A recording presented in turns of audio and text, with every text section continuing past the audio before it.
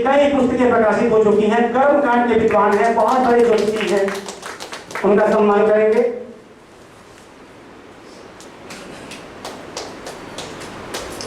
श्री अग्रसर मिश्रा जी, कमलेश पुण्याल जी गुरु जी का सम्मान, आदरणीय सरदी जी का सम्मान, आदरणीय श्री अजय वर्मा जी राष्ट्रीय अध्यक्ष भारतीय जनता क्रांति पार्टी, उसके बाद श्री श्यामनाथ श्याम जी वरिष्ठ पत्रकार पटना से हैं, उनका भी सम्मान शोभायात्रा किया जाए।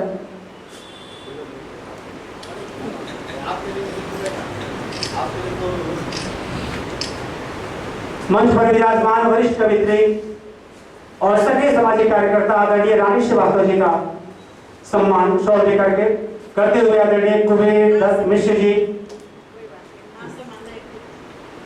और हमारे बीच आदरणीय संगीता मिश्रा जी हैं, उनका भी सम्मान करते हुए कुबेर नाथ मिश्र जी, बहुत बहुत धन्यवाद, बहुत बहुत शुक्रिया। तालियों से वापसी स्वागत हो जाए होगा। इसके बाद मैं चाहूंगा कि हमारे जितने भी पत्रकार बंधु बैठे हैं, जो पीली शर्ट में हैं और सभी लोग बड़े उत्साहित दिख रहे हैं, बारी बारी से सबका सम्मान आदरणीय कुबेर नाथ मिश्र जी करेंगे, जो हमारे संपादक महोदय हैं। तालियों के साथ स्वागत करें सभी हमारे पत्रकार बंधु, बारी बारी से अपने स्थान पर खड़े हो जाएं और कृपया शौर्य का सम्मान ग्रहण करें। ये कैमरा लगा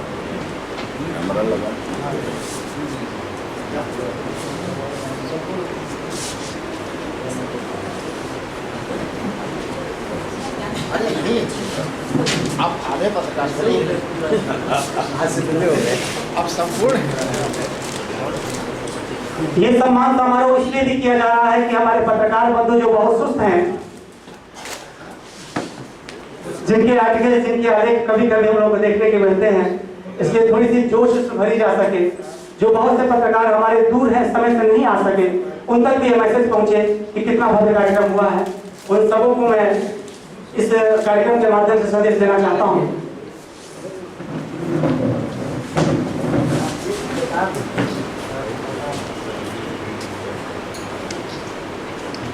राजेश जी,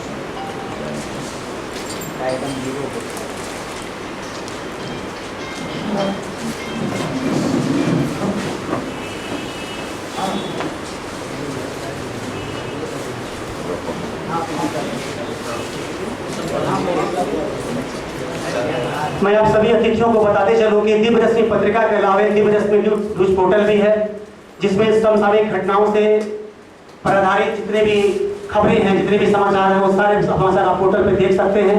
यूट्यूब चैनल है जिसके माध्यम से उसे सब्सक्राइब करें और ज़्यादा से ज़्यादा समाचार से अपने आप को अपडेट कर सकते हैं। दिव्य रश्मि पत्रिका के माध्यम से आप अपने धार्मिक गतिविधियों को बढ़ा सकते हैं, अपने जीवन में धर्म का संचार कर सकते हैं। जैसा कि मैंने कहा कि हम ऐसे दौर से गुजर रहे हैं कि उदारीकरण में बाजारवाद हावी हो चुका है। जैसा कि आप जानते हैं कि हम जो कुछ भी कर रहे हैं वो सारा का सारा बाजारवाद से प्रभावित है, और ऐसी स्थिति में तनाव होना लाजमी है, स्ट्रेस होना लाजमी है, थकना लाजमी है। और ऐसी स्थिति में हमें यह पत्रिका बहुत सहारा देती है। महाभारत से लेकर के रामचरितमानस के हर प्रसंग को उठा लें, इसके अलावा पुराण और शास्त्रों से संबंधित बहुत सारे ऐसे लेख दिखेंगे जिसे पढ़ने के लिए अगर आपके पास पुराण या शास्त्र नहीं है, घर में रामचरितमानस नहीं है, फिर भी अगर आप इस पत्रिका के माध्यम से बहुत कुछ जानना चाहें तो जान सकते हैं। साहित्य की हर विधा पर यह कार्य करती है यह पत्रिका, चाहे वो लघु कथा हो, चाहे वो कहानी हो, चाहे वो उपन्यास हो, चाहे वो छोटी या बड़ी रचनाएं हो। इसीलिए पत्रिका में रचनाकारों को बहुत दिल से सम्मान दिया जाता है, क्योंकि मैं समझता हूं कि पत्रकार और साहित्यकार दोनों ही कलमकार हैं, दोनों ही अपने अपने कर्म से इस समाज को दिशा देने का काम करते हैं। तो मेरा मानना है कि अगर साहित्यकार कहीं ना कहीं किसी न किसी रूप में पत्रकार का ही काम करता है, अगर हम दलित हैं, कोई ऐसा आदमी जो दलित है, पिछड़ा है या हाशिए पर खड़ा है, उसकी हर पीड़ा, उसकी हर परेशानी को हम पत्रकार कलम के माध्यम से जनता के प्रतिनिधियों तक, सरकार की बॉडी तक, उसकी मशीनरी तक पहुंचाने का काम करते हैं। तो साहित्यकार भी कहीं ना कहीं उनसे जुड़ करके उसकी पीड़ा को कलम की धार देता है और वो आगे इस समाज को वो दिशा देता है। मैं एक छोटी सी बात आपको बताते चलो, एक घटना का जिक्र करूं कि राष्ट्रकवि दिनकर जी और हमारे भूतपूर्व प्रधानमंत्री जब नहीं रहे नेहरू जी संसद की सीढ़ियों से एक साथ उतर रहे थे। दिनकर जी और नेहरू जी संसद की सीढ़ियों से नीचे उतर रहे थे, नेहरू जी के पांव लड़खड़ा गए तो दिनकर जी ने उन्हें थाम लिया। तो नेहरू जी ने कहा कि बहुत बहुत धन्यवाद दिनकर जी, अगर आप ना होते तो मैं गिर जाता। तो दिनकर जी ने कहा कि भारत की राजनीति जब जब लड़खड़ाती है साहित्यकार उसे थाम लेते हैं, इसमें कोई नया काम नहीं किया, हमने वही काम किया है जो आज से साहित्यकार वर्षों से करते आ रहे हैं। आपको मैं बताता चलूं कि 60 वर्षों की कठिन तपस्या के बाद रामचरितमानस की रचना की गोस्वामी तुलसीदास जी ने, और गोस्वामी तुलसीदास जी रामचरितमानस की रचना करने के बावजूद ये कहते हैं कि कवित विवेक एक नहीं मोरे। इतने बड़े महान रचनाकार रामचरितमानस की रचना करने के बावजूद कहते हैं कि मेरे पास कवि का विवेक लेश मात्र भी नहीं है। तो हम ये तो नहीं कह सकते कि हम बड़े रचनाकार हैं या हम रचनाकार हैं, लेकिन हाँ, कविता का संबंध, कवि का संबंध मनुष्य की संवेदना से होता है, उसकी भावना से होता है, जो आपके भी अंदर है और हमारे भी अंदर है। बस फर्क सिर्फ इतना है कि हम उसको कलम की धार देते हैं, हम उसे लिखते हैं और आप उसे पत्रकारिता के द्वारा, मैं तो कहता हूँ कि शुरू करें, आप लिखना शुरू करें, आपके पीछे हम लोग खड़े हैं सहारा देने के लिए। और मैं समझता हूँ कि एक सफल पत्रकार एक अच्छा साहित्यकार बन सकता है। ये उसके लिए बहुत आसान सी बात मैं बताऊं कि हमारे पटना के बहुत सारे साहित्यकार हमारे बीच, हमारी बड़ी बहन रानी श्रीवास्तव जी बैठी हैं। मैं अपनी एक उदाहरण दूं कि मेरी पहला कहानी संग्रह बादल से वार्तालाप आया, जो 64 कविताओं का संग्रह है, और उन्होंने मुझे इतना सहारा दिया, इतना बल दिया कि उनकी समीक्षा से मेरी पुस्तक बहुत आगे गई। और मैं समझता हूँ कि अच्छे लोगों के जुड़ने से, मोदी जी कहते हैं कि अच्छे दिन आ गए, मैं तो अच्छे दिन तब समझता हूँ कि जब हमारे बीच अच्छे पत्रकार और अच्छे रचनाकार हों, जिनके द्वारा कविता, ये पत्रिका तो एक बहाना है, पत्रिकाएं तो रोज छप रही है, आप पढ़ रहे हैं, लेकिन पत्रिका कितनी प्रासंगिक है यह विषय मूल है। ये पत्रिका कितना आपको सहारा दे रही है, उन कठिन परिस्थितियों में, उस कठिन समय में आपके लिए कितनी सार्थक है, यह सबसे जरूरी है। तो एक सफल पत्रकार, एक अच्छा पत्रकार साहित्यकार हो सकता है, और इसके लिए पत्रिका उसके लिए मील का पत्थर साबित हो सकती है।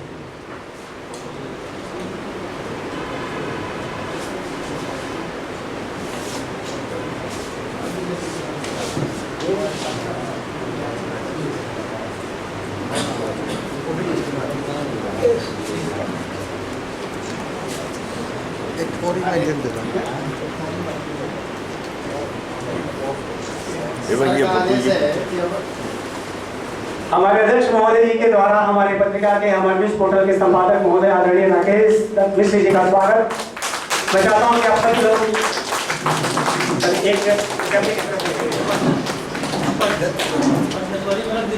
और सचमुच ये सम्मान के पात्र हैं। मैं तो कहूँगा कि आप सभी लोगों के सौजन्य से, आप सभी लोगों के आशीर्वाद से हमारे संपादक महोदय ने बहुत बड़ा कार्य किया है इस पत्रिका को आगे ले जाकर के।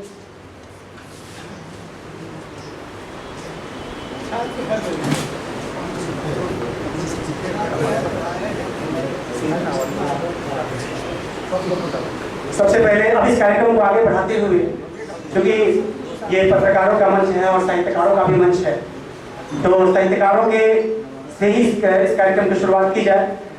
तो हमारे बीच सासाराम की धरती से चलकर पटना में काफी दिनों से निवास कर रही शोध की छात्रा और साहित्य के हर विधाओं पर लिखती रही हैं, और भोजपुरी की भी बहुत अच्छी कवित्री हमारे बीच बैठी हैं। तो सबसे पहले मैं शुरुआत उन्हीं से करना चाहूँगा कि संगीता जी हमारे बीच हैं, उपस्थित हो आए और अपनी रचनाओं से हमें अनुग्रहित करें। बहुत बहुत स्वागत, तालियों से स्वागत करें आदरणीय संगीता जी।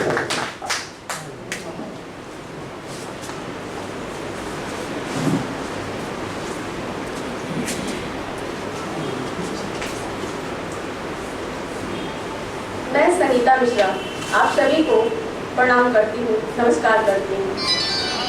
सभा में उपस्थित सभी साहित्यकारों एवं पत्रकारों को मैं प्रणाम करती हूँ। मंच पे उपस्थित सभी श्रेष्ठ जनों को मैं प्रणाम करती हूँ। आज बहुत ही शुभ दिन है क्योंकि दिव्य रश्मि पत्रिका का वर्षगांठ मनाया जा रहा है, जिसमें कि सारी विधाओं को महत्वपूर्ण दी जाती है। और मैं आदरणीय वेद प्रकाश तिवारी सर का आभार व्यक्त करना चाहूँगी, जिन्होंने मुझे इस मंच पे उपस्थित होने का अवसर प्रदान किया है। साथ ही आदरणीय इस पत्रिका के संपादक डॉक्टर राकेश दत्त मिश्र जी का भी बहुत बहुत आभार व्यक्त करना चाहूँगी, जिन्होंने इस पत्रिका को इतनी अच्छी रूपरेखा दी है। इस पत्रिका की बहुत ही प्रभावशाली बातें रही हैं, जिसमें कि हम लोगों को हर एक अलग अलग अंग पढ़ने को मिलता है, हर एक विशेषांक विशेष होती है। आज विनायक दामोदर सावरकर जी का जयंती है, जिसके अवसर पे मैं उनको नमन करती हूँ और अपनी प्रणाम स्वरूप श्रद्धा सुमन अर्पण करती हूँ। आप सभी को एक बार फिर से धन्यवाद देती हूँ, जिन्होंने अपना आशीर्वाद देकर मुझे यहाँ आमंत्रित किया और इतनी अच्छी पत्रिका का निर्माण किया, जो कि हम सब पहुँचे और इससे हम लोग लाभान्वित हों। हर एक विधा पे या साहित्यकार की रचनाएं हों या नवोदित साहित्यकारों की रचनाएं हों या कुछ ऐसे महान कवि या साहित्यकार जिनकी की रचनाएं हमसे छूट न जाए या अनगिनत न रह जाए, हम तक ये पत्रिका पहुंचाती है। इसके लिए आप सभी को बहुत बहुत आभार धन्यवाद व्यक्त करती हूँ। मैं आप सबके बीच अपनी एक रचना हिंदी की, जिसका शीर्षक है हिंदी हिंदुस्तान का दिल, लेकर उपस्थित हुई हूँ। मैं आप सबका आशीर्वाद चाहूंगी और यहाँ पत्रकार और साहित्यकार दोनों ही वर्ग में उपस्थित हैं, तो मैं चाहूंगी कि ये एक नींव की पत्थर साबित हो। आज हिंदी हम लोग से पिछड़ी हुई है, कितनी भी हम लोग कोशिश करते हैं फिर भी ये राष्ट्रभाषा नहीं बन पाती है। तो आज इस मंच से मैं ये चाहती हूँ अपनी कविता की सभी तक पहुँचे और हिंदी राष्ट्रभाषा बने, और जल्द ही हम लोग उपस्थित हो ये कहते हुए कि हिंदी राष्ट्रभाषा बन गई है। तो मैं अपनी रचना आप सबको समर्पित करती हूँ, जिसका शीर्षक है हिंदी हिंदुस्तान का दिल है। मैं हिंदी हूँ, मैं हिंदी हूँ, मैं हिंदुस्तान का दिल हूँ, मैं झूठों के लिए छलावा हूँ, सच्चाई की बोलबाला हूँ, भारत माँ के भी सपूतों की जीवन परिभाषा हूँ। मैं हिंदी हूँ, मैं हिंदी हूँ, मैं गौरव हूँ हर हिंदुस्तानी की, मैं धड़कन हूँ हर सीने की, सांसों की मैं गर्माहट हूँ, सांसों की मैं गर्माहट हूँ, मैं हिंदी हूँ, मैं हिंदी हूँ, मैं हिंदी हूँ, मैं हिंदी हूँ। उफनती है नदियाँ मेरे शब्द लहरों में, उफनती है नदियाँ मेरे शब्द लहरों में, बहती हूँ मैं गंगा की धारों में, मैं जग की उजियारों में, अंधियारों में भी अक्ष मेरा समाहित है। मैं हिंदी हूँ, मैं हिंदी हूँ, मैं हिंदुस्तान का दिल हूँ। है गौरव गान कई मेरे, है गौरव गान कई मेरे, इतिहास लिखे मेरे पन्नों में, कितने तक तो ताज दफन है मेरे ही जबगी गृहों में, कितने तक तो ताज दफन है मेरे ही जबगृहों में।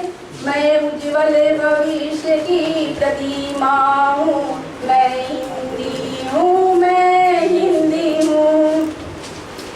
मुझ में ही भगवान दिखेंगे, अल्लाह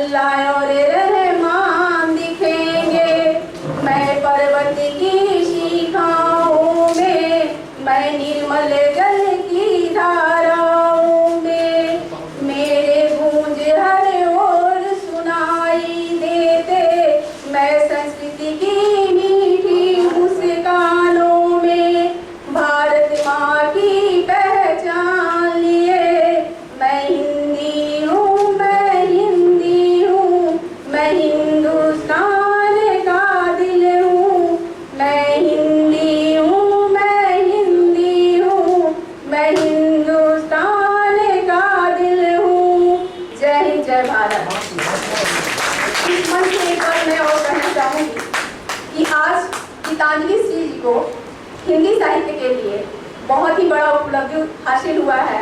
उन्हें अंतर्राष्ट्रीय पुरस्कार 2022 से अंतर्राष्ट्रीय बुकर पुरस्कार 2022 से सुशोभित हुई हैं। इसके लिए उनको बहुत बहुत शुभकामनाएं, बहुत बहुत बधाई। उन्होंने हमारे नाम को गौरवान्वित किया है, हिंदी को गौरवान्वित किया है, हम महिलाओं को गौरवान्वित किया है। और आप सब पुरुषों की सहभागिता होगी तो महिलाएं सदा ही आगे जाती रहेंगी। धन्यवाद। जय भारत।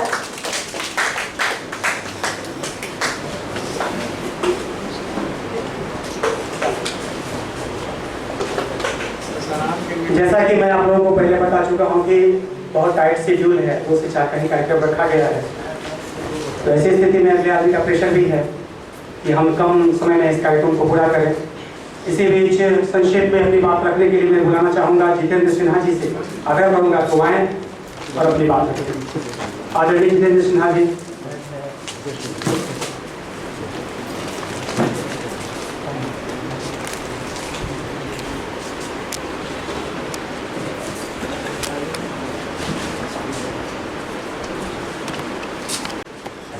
मेरा नमस्कार, पत्रकार बंधुओं को भी मेरा नमस्कार।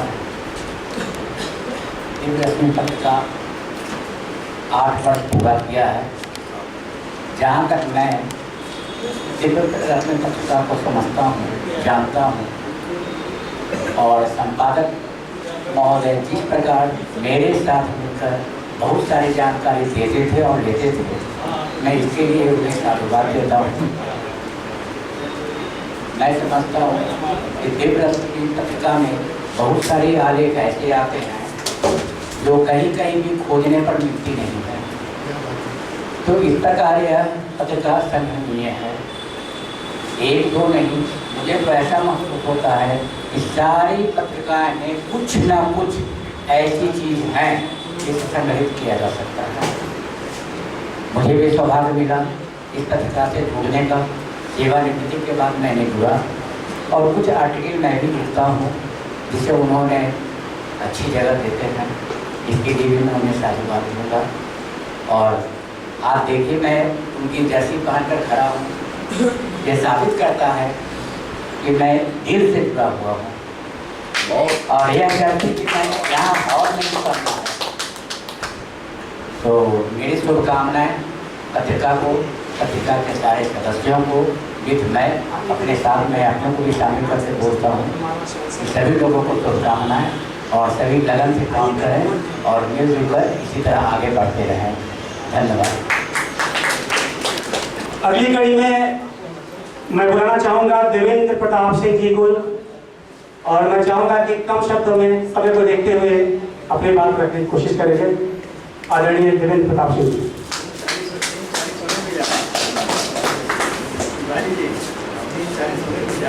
जी मैं बस सभा में उपस्थित सभी सम्मानित अतिथियों का मैं स्वागत करता हूँ।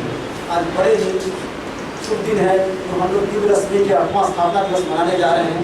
इस शुभ अवसर पर मैं कम शब्दों में इतना ही कहूँगा कि मेरा परिवार जितना बढ़े, आगे बढ़े, उतनी हम लोगों को खुशी होगी। इसी शब्दों के साथ मैं जय भारत। इसी बीच नाम लेना चाहूँगा विकास सिंह जी का, 2 शब्दों के लिए बस। अगली कड़ी में लक्ष्मण पांडे जी यहाँ तैयार रहेंगे।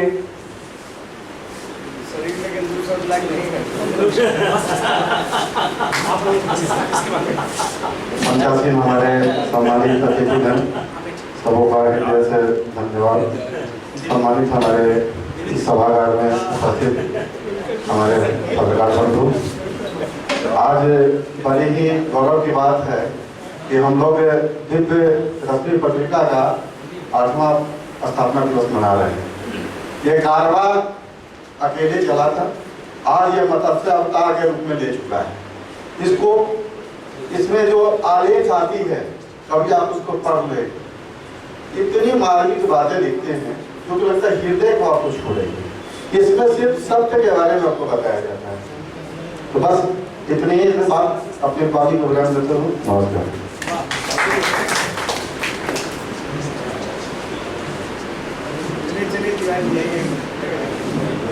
जल्दी कर रहा हूँ। इसी बीच लक्ष्मण पांडे जी बस 2 शब्दों के लिए उपस्थित हों। लक्ष्मण पांडे जी बहुत सक्रिय रूप से जुड़े हैं इस पत्रिका से। आदरणीय सभा में उपस्थित सभी हमारे पत्रकार बंधु, राष्ट्रीय अध्यक्ष वर्मा जी, साहित्यकार लोग और वृद्धजन, सभी लोगों को मैं अभिनंदन करता हूँ। और आज बड़ी खुशी का दिन है कि आर.डी. मिश्रा जी महोदय की कृपा से हम लोग यहाँ तक पहुँचे। जब हम लोग इनकी पत्रिका के बारे में देखते हैं, पढ़ते हैं और सोचते हैं तो एक ही विचार हमारे मन में आता है कि इस युग में कृष्ण के रूप में अवतरित हमारे मिश्रा जी हैं, जिन्होंने हर क्षेत्र से, हर समाज से भारत को पूरे धर्म के रूप में, धर्म के स्थापना के लिए हर कर्तव्य का निर्वहन करने के लिए तैयार हैं।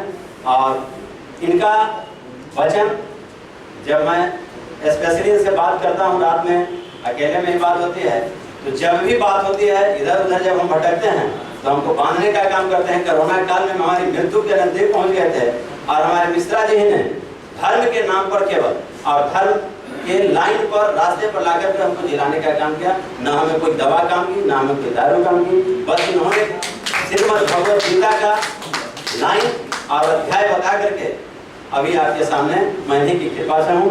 तो हमको ये विश्वास है कि आर.डी. मिश्रा जी और हम लोग इनके साथ हैं, तो भारत में धर्म की स्थापना और धर्म से संबंधित राज्य की स्थापना भी होगी। इसी शब्दों के साथ जय भारत, जय। अब मैं अगली कड़ी के रूप में अपने मंचासीन अतिथियों में से हमारे बीच बैठी वरिष्ठ साहित्यकार आदरणीय रानी श्रीवास्तव जी को आमंत्रित करूंगा।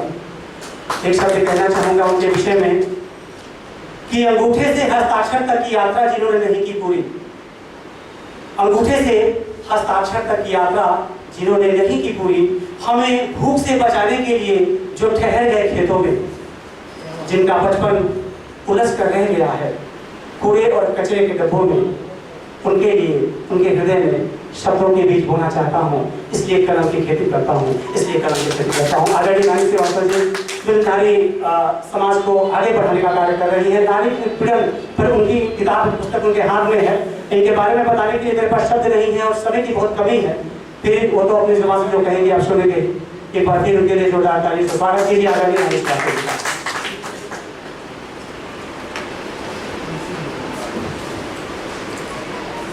मंच पर उपस्थित विद्वजन और इस सभागार में उपस्थित सभी पत्रकार बंधु साथियों, एक महिला पत्रकार हमारे बीच है, एक महिला शोधार्थी हमारे बीच है। आप सबको अभिवादन, नमस्कार। समय कम है और मुझे इसमें अपनी कविता भी पढ़नी है, जिसके लिए मुझे आदरणीय वेद प्रकाश जी ने बुलाया है। इनसे लंबा परिचय है मेरा। और सर्वप्रथम मैं सावरकर जी को स्मृति पुष्प अर्पण करती हूँ, श्रद्धा सुमन अर्पण करती हूँ। और इस पत्रिका के लिए मैं क्या ही कहूँ, मैं यही कह सकती हूँ कि बहुत सारी पत्रिकाएं चलती हैं, निकलती हैं, साल 2 साल ये मासिक पत्रिकाएं, त्रैमासिक पत्रिकाएं, और 2-3 साल में उनका दम निकल जाता है। लेकिन यह कदम कदम चलते हुए, उत्तरोत्तर बढ़ते हुए यह 8वें वर्ष में प्रवेश कर गई कविता। इसके लिए मैं आदरणीय राकेश दत्त मिश्रा जी को बहुत बहुत बधाई और शुभकामनाएं देती हूँ। और मैं चाहूँगी कि आप सब कोई राकेश मिश्रा जी के लिए जोरदार तालियां बजाएं। एक कहावत है, अंधकार वह देश जहाँ आदित्य नहीं है, अंधकार वह देश जहाँ आदित्य नहीं है मुर्दा वह देश जहाँ साहित्य नहीं है। और यहाँ पर साहित्यकार भी हैं और पत्रकार भी हैं, और दोनों ही का संबंध एक आध्यात्म से होता है। जो आध्यात्म से नहीं जुड़ा है, जो अपने मन से नहीं जुड़ा है, जिसके अंदर अपने मन में झांकने की शक्ति नहीं है, वह न साहित्यकार बन सकता है, न कविता लिख सकता है, न कहानी, और न ही एक सच्चा पत्रकार बन सकता है। तो सांस्कृतिक अवदानों के मध्य सुना गया प्रतिरोध का स्वर, साहित्यिक एवं सांस्कृतिक अवधानों के मध्य सुना गया प्रतिरोध का स्वर, जब अपने अपने राष्ट्रवाद के बीच जब अपने अपने राष्ट्रवाद के बीच वंदे मातरम बना सियासी मुद्दा, जब अपने अपने राष्ट्रवाद के बीच वंदे मातरम बना सियासी मुद्दा, अग्नि ने बढ़ाई देश की शान, किंतु बच्चों के मेलों से सजे ड्राइंग रूम में राह देखती माताएं आज भी जैसे छोटे बड़े दरख्तों से झांकती परछाइयां उन्हें छूकर आगे बढ़ी, मगर फिर भी अपनी माओं के लिए देखा है कुछ नालबद्ध युवाओं को विदेश जाने से इनकार, मगर फिर भी देखा है अपनी माओं के लिए कुछ नालबद्ध युवाओं को विदेश जाने से इनकार करते। जैसा कि हम जानते हैं कबूतर अब नहीं ले जाते पत्र, जैसा कि हम जानते हैं कबूतर अब नहीं ले जाते पत्र, फिर भी मन के संदेश पहुंचते आज भी मन तक बेरोक। सृजन के आकाश में उनकी उड़ान को जोड़ा जाता रहेगा सपनों से और रची जाती रहेगी कविताएं असमंजस की खामोशी के बीच कीट्स की कविताओं की तरह। आ रहा नववर्ष आ रहा जैसे अनहर के बीच एक गीत मुखर हो रहा, एक मोहक उजास एक मीठी मुस्कान, एक मोहक उजास एक मीठी मुस्कान। और एक कविता मैं सुनाना चाहूंगी, घर वापसी। अभी हमने कोविड में बहुत खराब समय देखा और इस खराब समय कोविड ने बता दिया कि हम जो वैश्वीकरण और भौतिकवाद के साथ आगे बढ़ रहे हैं और अपनों को छोड़ रहे हैं, घर को छोड़ रहे हैं, उस घर का महत्व क्या है इसको इस कोविड ने समझा दिया है। तो उसी पर एक कविता है, घर वापसी। वह कौन सी भूख है जो वे चले आ रहे हैं सैकड़ों हजारों मील पैदल बदहवास। वो कौन सी भूख है जो वे चले आ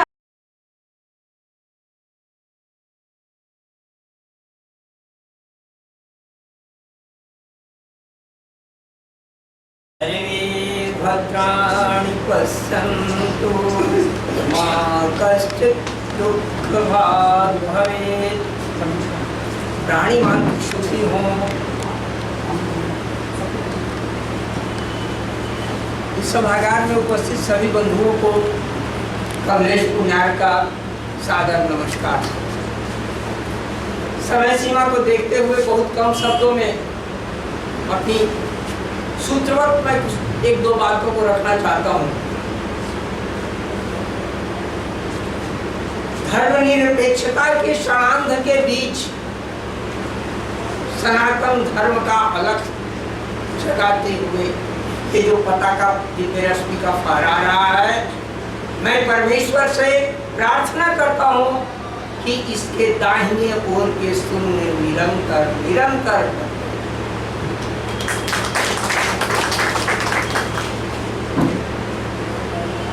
कहने के लिए तो बहुत कुछ होता है। समय की पाबंदी जब हो जाती है तो एकदम तदनुसार चलना पड़ता है। स्पीड लिमिट पे जाता है, स्पीड लिमिट पे जाता है। हाँ, ये एक सूत्र है। मैंने अभी तो ये बात कही, हो सकता है कि बहुत सी बातें अटपटी लगेंगी।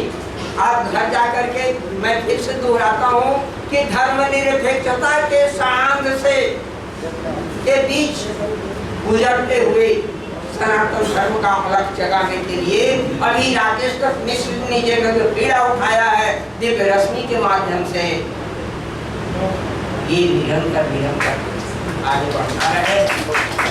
इस आशीर्वचन और इससे अधिक और क्या कहा जा सकता है कम समय में।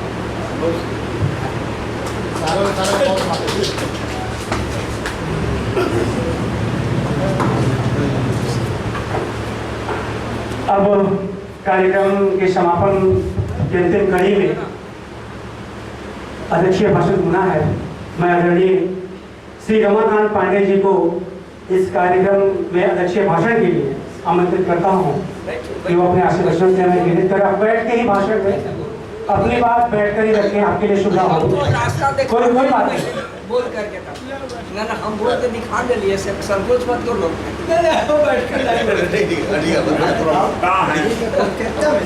कॉलेज में सर खड़े होके पढ़ाते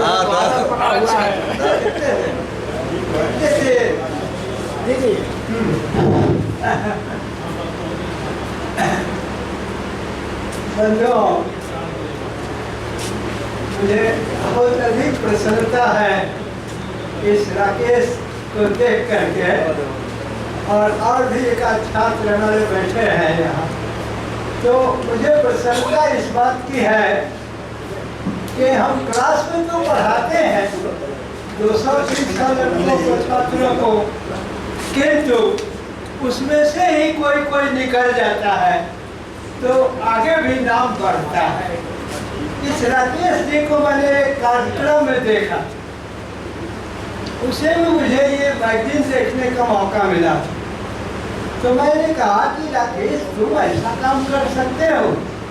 तो ये 8वां वर्ष होगा, 8वें वर्ष के लिए हम आपको तय किए हैं कि आप रहेंगे। हम कहा कि मैं कोई ऐसा आदमी नहीं हूँ, मैं ऐसे ही रहता हूँ। अब मैं आपको बताना चाहता हूँ कि कितनी प्रसन्नता हुई है एक शिक्षक के नाते भी और एक गार्जियन के नाते भी। तो बच्चों को जब देखता हूँ कि हाँ ये खिल रहे हैं तो अपना मन बहुत ऊपर बढ़ता है। और ये शिक्षक के लिए मैं कभी ऐसे एक 2 दिन में भी विधायक भी बना था। पार्टी ने मुझे सब कुछ दिया, मैं जनसंघ का विधायक, भाजपा बाद में बनी है और सबके साथ काम करने का अवसर मिला। किंतु पटना यूनिवर्सिटी के टीचर से बढ़कर कोई जगह नहीं है, ऐसा मैंने समझ लिया कि यहीं से लोग पैदा हुए। जेपी नड्डा भी यहीं से पैदा हुए, मेरे कंधे पर ही खेले। तो मैं आपसे आज के अवसर पर आशीर्वाद देता हूँ और सारे पत्रकार बंधुओं से बड़ी प्रसन्नता हुई है।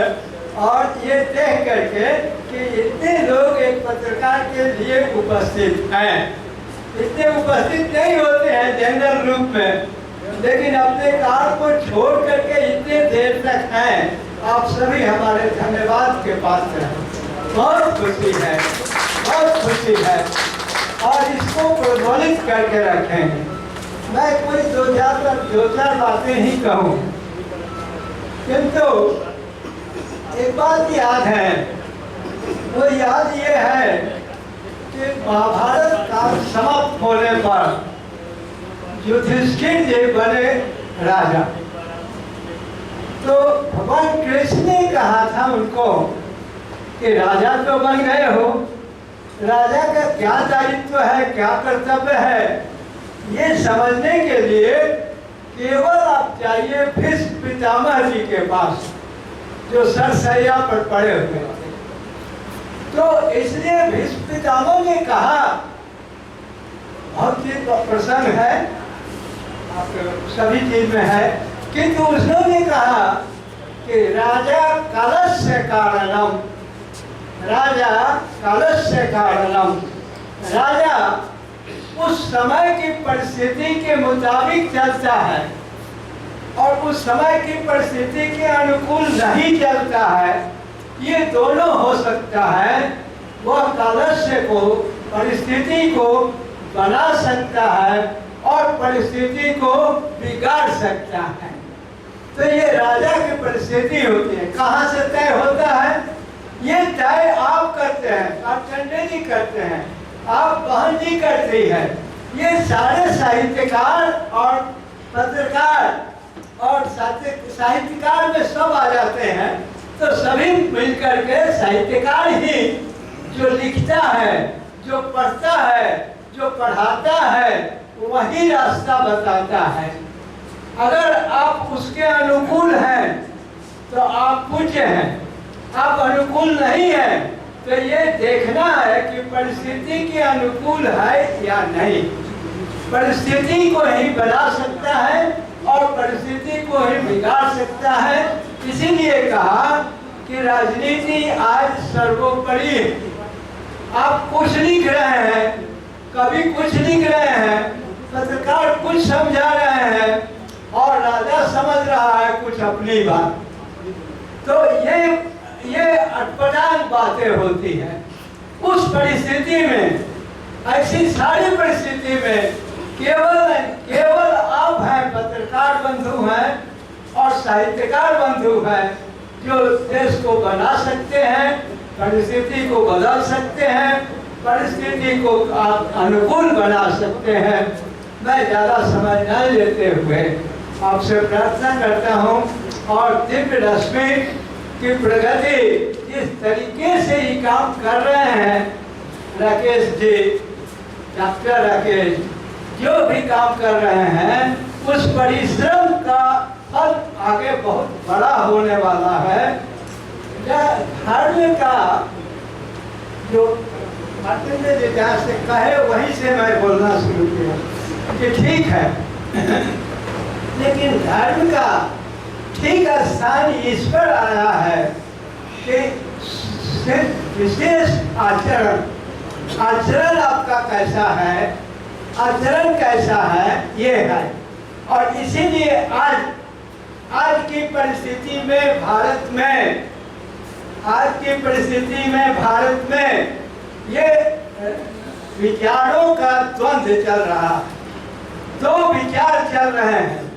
एक हमारे विचार है राष्ट्रीय स्वयंसेवक संघ, जिसके प्रतिनिधि हैं कोई मोदी जी, और एक प्रतिनिधि हैं पंडित जवाहरलाल नेहरू। तो जवाहरलाल नेहरू के बाद इस बात पर बात हो रही है। इसीलिए आज की राजनीति अपने ढंग की जाती है और उसको आप साहित्य लोग ठीक करेंगे, पत्रकार बंधु ठीक करेंगे। और हम पत्रकारों के बारे में भी कुछ नहीं बोल सकते, क्योंकि मैं शुरू में लिखता था, टाइम्स ऑफ इंडिया में भी लिखा और हिंदुस्तान में, और प्रथम पाठक हूँ प्रदीप का प्रदीप अखबार का जी। तो अब मैं इंटरेस्ट रखता हूँ पढ़ाई लिखाई और प्रोफेसर किया, रिसर्च कराया, सब्जेक्ट रखा था जातिवाद का और वाणिज्य से उसको संबंध। तो उसमें मैंने खूब पढ़ा, पढ़ाने के लिए पढ़ना पड़ता है, पीएचडी कराने के लिए। तो मैंने पढ़ा कि जातिवाद समाप्त होगा कि नहीं होगा, कैसे समाप्त किया जाएगा, ये सब विषय रखा उसमें सामने। तो निचोड़ ये निकला कि आचरण पर ही आएगा। आचरण समाज का कैसा बनता है, आचरण बनाने की बात फिर आप पर आती है। वो साहित्यकार, मैं मोटा कह देता हूँ, साहित्यकार सभी साहित्यकार हैं जो कुछ समाज के लिए लिखते पढ़ते करते हैं। इसलिए आज के इस समय पर, उपयुक्त समय पर, मैं अपने आशीर्वाद देता हूँ कि ऐसे पत्रकारिता बंधु जीवन में सफल हो और डट करके लिखिए। पढ़ना हम लोग छोड़ दिए हैं अखबारों को, कहना नहीं चाहिए, आलोचक नहीं हूँ, प्रशंसक हूँ, किंतु लिखते हैं कि 14 पेज लिखा, 18 पेज लिखा और यहाँ से वहाँ तक पढ़ गए तो कोई कुछ फिल्में नहीं किया। अब संपादकीय पढ़ने के लिए 4 अखबार लेता हूँ, हिंदू पढ़ता हूँ, जनसत्ता पढ़ता हूँ और थोड़े सा विरोधी के बारे में रहता है। हम इमरजेंसी आपातकाल बॉम्बे जेल में खटे, हम जेपी के साथ रहे। जेपी भी एक तरह से समाजवादी थे, लोहिया भी समाजवादी थे, लेकिन विचारक थे और विचारों की लड़ाई थी। तो नेहरू का जन्म हुआ 89 में और हमारा जन्म हुआ किसी दिन, और किसी दिन प्राइम मिनिस्टर का जन्म हुआ 50 में। दोनों में अंतर आएगा, दोनों काल से एक नहीं है। महाराणा प्रताप का मैंने देखा, वो एक काल था, वो काल आज नहीं है। आज की सरकार आपको जेल में भेजेगी, 74 में भेज देती थी, आज की सरकारें जेल में नहीं भेजती। तो परिस्थिति को निर्माण करना आपके लिए है, आवश्यक है हम लोग तो थके हुए लोगों में से हैं, है ना? हम 90 के करीब है ना? दिसंबर में हो जाएंगे। लेकिन आप लोगों को पर्सनल क्योंकि कहीं और कहीं मतलब ही नहीं है और कुछ पढ़ने लायक नहीं है वैसे, इसलिए कविता साहित्य आप निर्माण करते हैं और आप समाज को बनाते हैं। आपके लेखनी से असर पड़ता है और वही विचार देश में काम आता है। इसलिए मैं आपको इतने शब्दों के साथ आशीर्वाद देता हूँ सबको तरक्की करे और राकेश की पत्रिका खूब चलेगी, ये मेरा आशीर्वाद है और धन्यवाद है। आपकी कविता ये सब प्रशंसा के योग्य हैं और उनकी प्रशंसा से छोड़कर बाकी शब्दों को कुछ नहीं है, प्रशंसनीय है। जय हिंद, जय भारत। कार्यक्रम के अंतिम पड़ाव में अच्छे भाषण हुआ, बहुत बहुत धन्यवाद अध्यक्ष जी। मैं चाहूँगा कि यहाँ जितने भी साहित्यकार और पत्रकार हमारे सम्मानित बुजुर्गगण जो भी उपस्थित हैं, आप सभी का सम्मान किया जाएगा। इस कड़ी में कोई अभी बीच से जाएगा नहीं, निवेदन है मेरा।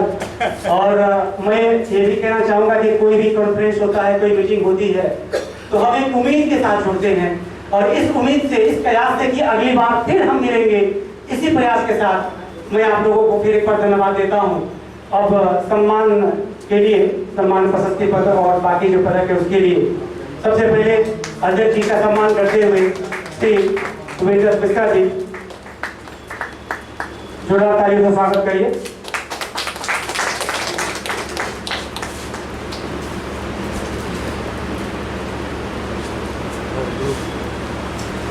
आदरणीय मार्कंडेय शाहदेव जी का स्वागत करते हुए उनको सम्मान कर देते हुए सुमेंद्र मिश्रा जी।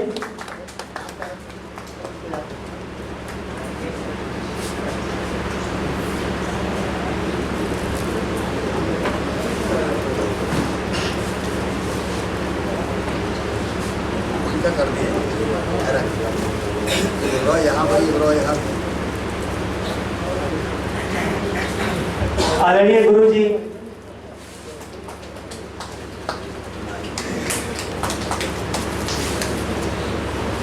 आदरणीय अध्यक्ष जी, जो पार्टी अध्यक्ष अजय वर्मा जी का स्वागत करते हुए, वरिष्ठ पत्रकार श्याम जी का स्वागत करते हुए हमारे संपादक महोदय,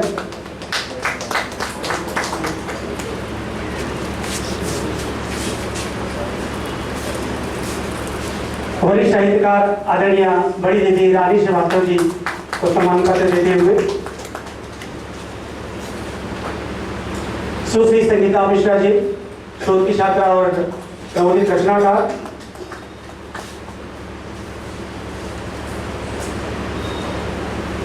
अब जिन्हें सम्मानित करना है उसका ये है वेद प्रकाश तिवारी जी, साहित्यकार हैं, अपने मंच संचालक हैं और कई पुस्तकों के रचयिता हैं और साथ में हमारे देवरिया के ब्यूरो भी।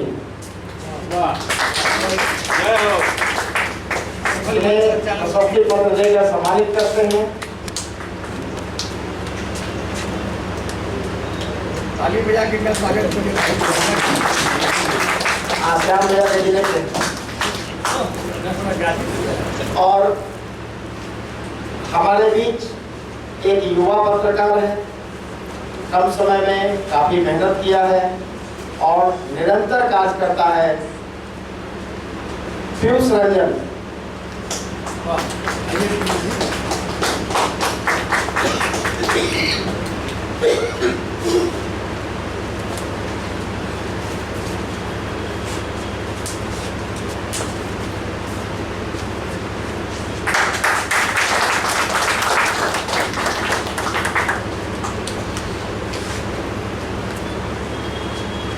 और अब मैं अपने 3 ब्यूरो, एक उप संपादक और 2 ब्यूरो, दोनों को चाहूँगा मेमेंटो देकर सम्मानित करना। सबसे पहले हमारे झारखंड के श्री श्रीनिवास जी मंच पे आए।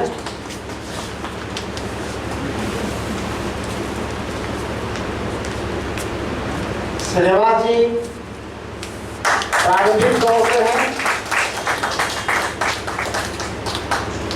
बहुत बहुत बधाई आपको। सुबोध सिंह राठौर जी,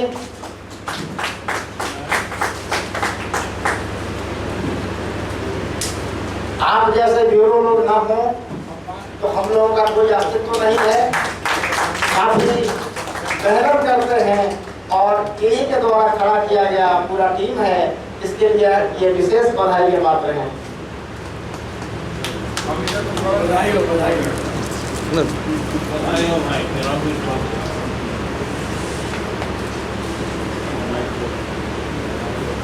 लक्ष्मण पांडे जी,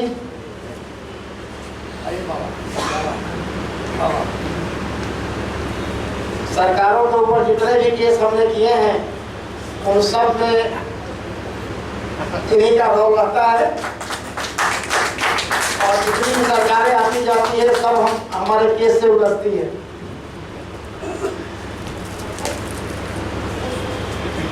अभी मैं पहले पुराने पत्रकारों को कर देता हूँ, उसके बाद मैं पत्रकारों को मौका दूंगा। विकास जी,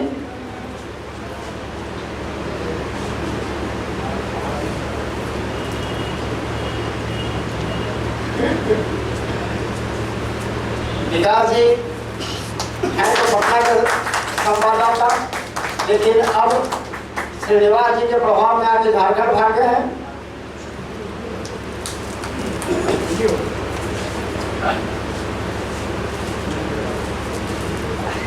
श्री एस.एन. मिश्रा जी, ये पहले दिल्ली में हमारे साथ थे, अब दिल्ली से पटना आ गए हैं।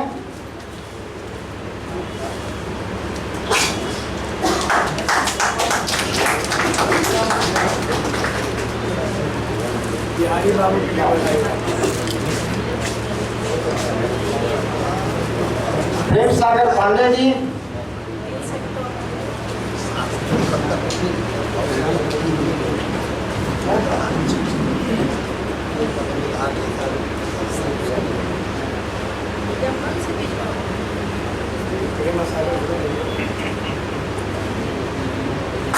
सागर हैं और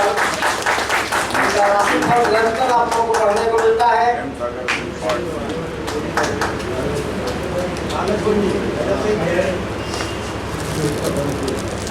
देवेंद्र जी, एडवोकेट देवेंद्र जी,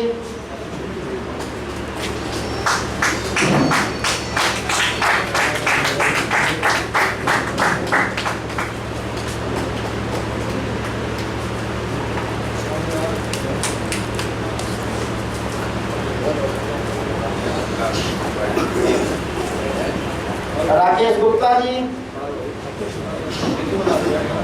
ईश्वरकांत, जो आप लोगों को देखने को मिल रहा है वो इनके ही प्रयासों का नतीजा है और जीत का परिणाम है। इन्होंने जबरदस्ती कहा कि नहीं हम कुछ नया करते हैं।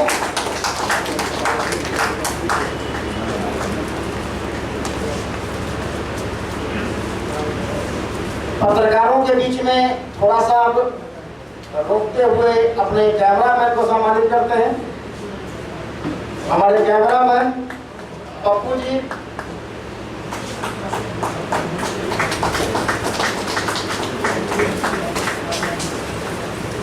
पत्रकार बहुत तरह के कैमरामैन है, बहुत बहुत बधाई आपको।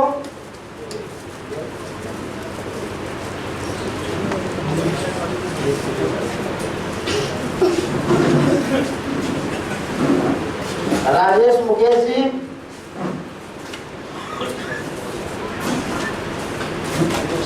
राकेश मुकेश, दो नाम, दो आदमी।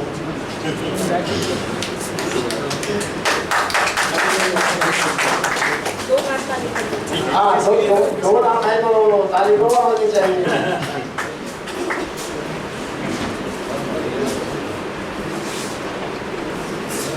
मुकेश जी, डॉक्टर मुकेश जी, ये पेशे से चिकित्सक हैं और कपड़ा में हमारे संवाददाता हैं।